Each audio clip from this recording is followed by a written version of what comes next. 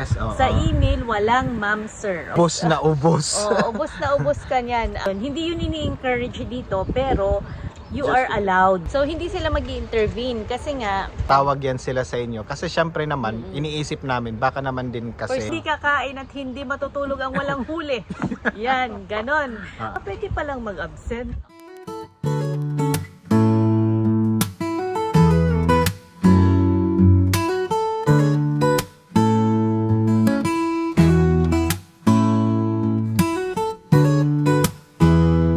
Habang kami kanina nag-walking, naisipan namin, ano kaya yung in the next topic natin. So naisip namin na since we've been here for a few years na, naisip namin, why not, ano kaya yung pinagkaiba ng the way magtrabaho yung nurse dito sa UK? The topic natin today is about nursing culture sa Pinas versus dito sa UK. So yung pinaka number one sa akin is yung uniform.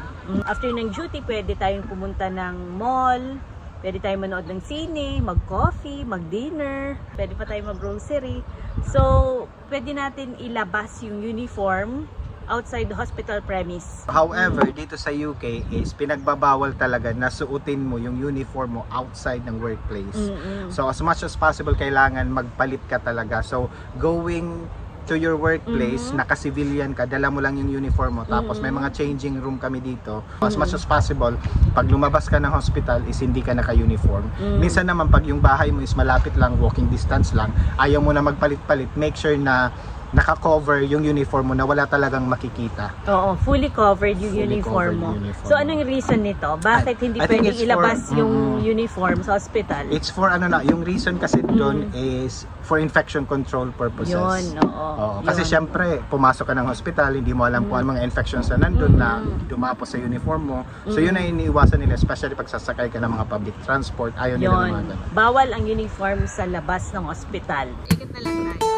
Dito kami sa favorite part namin. Kasi yung pinakamalapit sa bahay. Yes. Ang lawak-lawak ng park. This is called Nightingale Park. Hindi ko talaga alam paano gawin to kasi kahit ako naninibago. So, yung number 2 is yung paggamit ng first name basis dito. Yun. Kasi syempre hindi ko alam paano i-address yung mga lolo kong pasyente. Parang ako na mismo yung nahihiya sa sarili ko na tatawagin ko silang, for example, John. Kahit 94 years old. Yeah. Another example is sa mga doctors. 'Di ba sanay tayo na tawagin talaga natin silang doctors sa Pilipinas. Pero dito kasi may mga doctor din na magsasabi na wag na, tawagin mo na lang ako sa pangalan ko. Let's say James. Yun. Instead na doctor, just call me James. Iko-correct ka pa nila pag tinatawag mo silang doctor. Part of our culture is yung respeto sa mga elderly. So meron tayong mga nay, mga tay, uminom na po tayo ng gamot. Oo, tapos sa mga doctors naman, syempre yung pag-address natin sa kanila according to their position. Yung position nila. So like for example, doctor or yung iba professor, yung mga ganon. Dito talagang first name kahit basis. Manager mo, yes, manager mo, tatawagin mo sila first name basis yan. Kaya hindi ako sanay sa ganun nung una. Parang hindi ko talaga mailabas sa bibig ko yung tatawagin ko silang sa parang pangalan mafe-feel nila. mo na parang am I being disrespectful? Kasi ganun tayo. Dito, we respect them pero we should call them na first name basis. Yes, Yun, kahit sa email, walang ma'am, sir. Diretso na, parang Dear Kenneth. Tapos manager mo na pala yun. Naglalakad lang ko kasi hindi ko makuha ang tama ba? Yung license natin, so in the Philippines, once you pass the Philippine Nursing Licensure Exam, registered nurse ka na talaga and you will be under the Philippine Regulation Commission, yung PRC.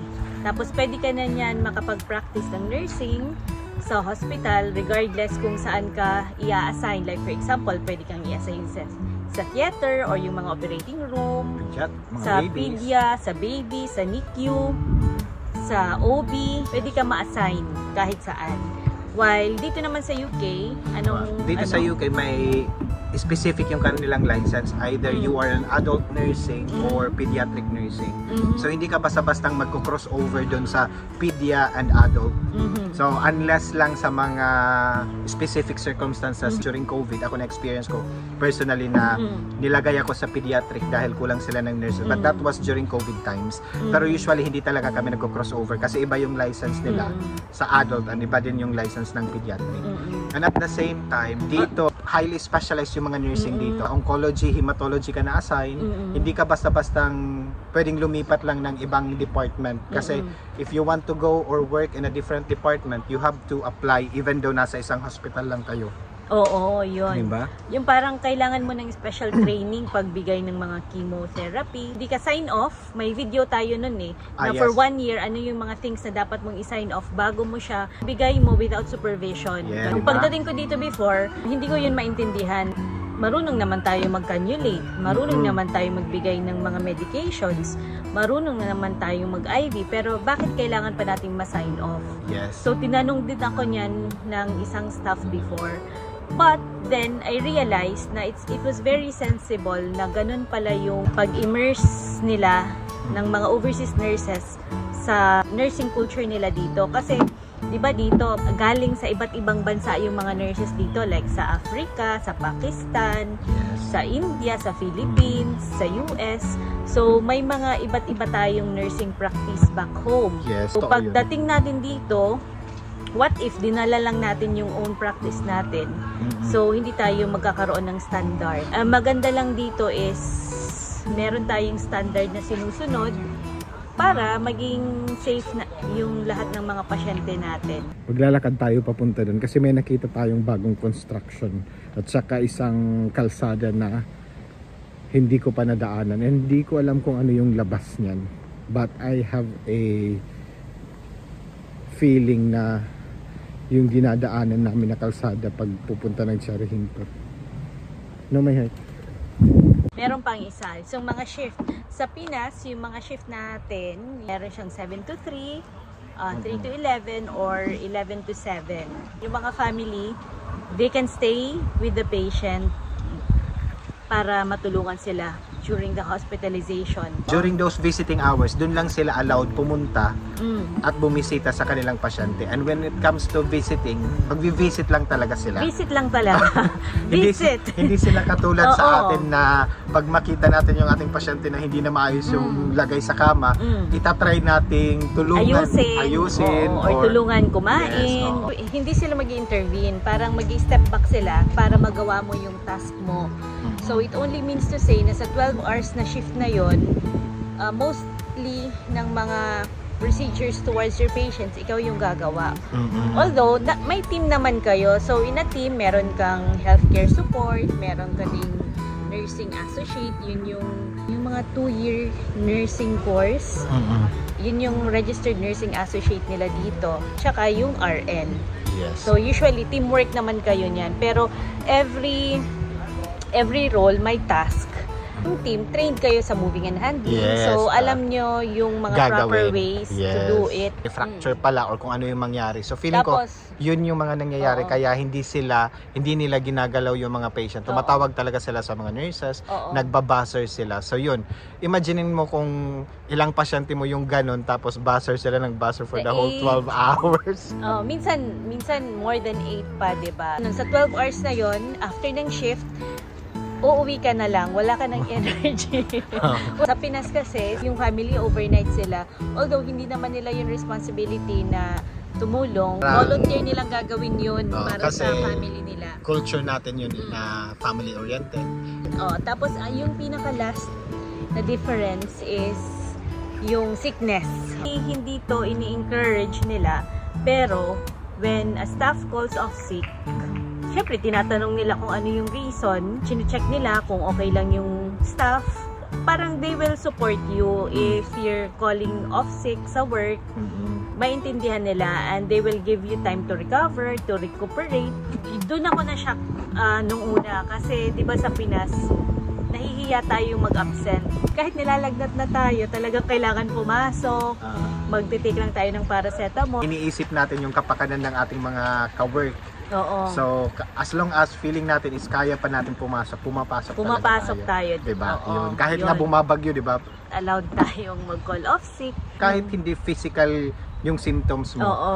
like emotional, mental, parang overwhelmed ka, as long as you're not feeling okay, you can call off sick.